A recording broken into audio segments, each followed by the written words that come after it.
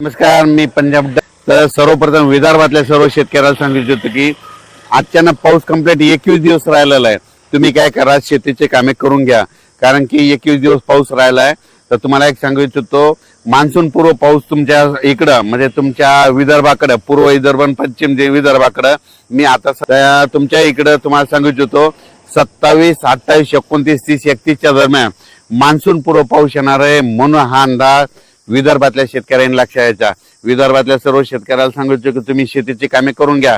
आज विशेष म्हणजे आज अंदमान बेटाव मान्सून आलेला आहे. म्हणजे अंदमान बेटाव 17 मेला मान्सून आला. तिथून कंप्लीट 10 दिवस केरळला यायला लागतात.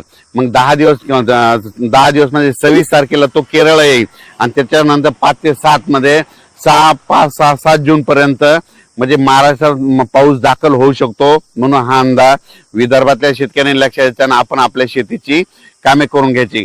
कारण की विदर्भात असल्यामुळे तुम्हाला सांगतो, पूर्व विदर्भ आणि पश्चिम विदर्भामधले सर्व शेतकऱ्याला सांगू इच्छितो की तुमच्याकडं मात्र एक मान्सून पूर्व एक अवकाळी पाऊस येणार आहे. आणि ते पाऊस मात्र 27 मे, 27, 28, 29, 30, 31च्या दरम्यान तो मान्सून पूर्व अवकाळी पाऊस येणार आहे.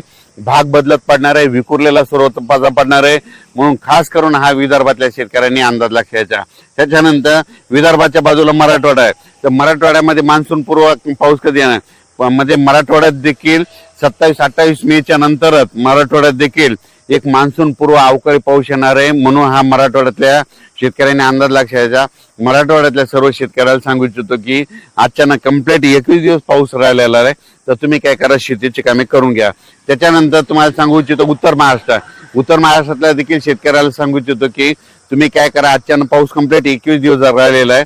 तुम्ही जवळपास म्हणजे 21 दिवसापर्यंत तुम्ही तुमची शेतीचे कामे करून घ्या. कारण की उत्तर महाराष्ट्रात देखील म्हणजे 27, 28, 29 म्हणजे मेच्या शेवटच्या आठवड्यात चांगला एक मान्सून पूर्व अवकाळी पाऊस येणार आहे आणि त्यामध्ये तुमची शेतीची कामे होणार आहे. पण या पावसामध्ये विजेचं प्रमाण जास्त असल्यामुळे शेतकऱ्यांनी शेतीचे कामे करत असताना आपली स्वतःची काळजी घ्यायची, झाडाखाली थांबायचं नाही.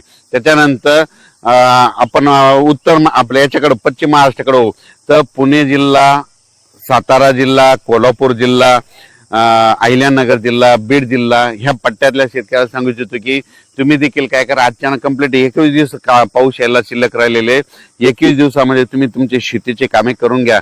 कारण की मेच्या शेवटच्या आठवड्यात पुणेकडे देखील एक आणि कोकणपट्टी घाटमाट्यावर देखील पाऊस सुरू होणार आहे. म्हणून हा अंदाज सर्व शेतकऱ्यांनी लक्षात घ्यायचा. मग सांगायचं झालं तर कोकणपट्टीकडे तर जवळपास 23 तारखेच्या नंतर तिकडे पावसाचं वातावरण तयार होणार आहे. म्हणजे कोकणपट्टी, सातारा, कोल्हापूर, सांगली हे पट्टा, त्याच्यानंतर अहिल्यानगरकडे 24 तारखेच्या नंतर तिकडे वातावरण बदलायला सुरुवात होईल. पण 24 तारखेपासून फक्त कोकण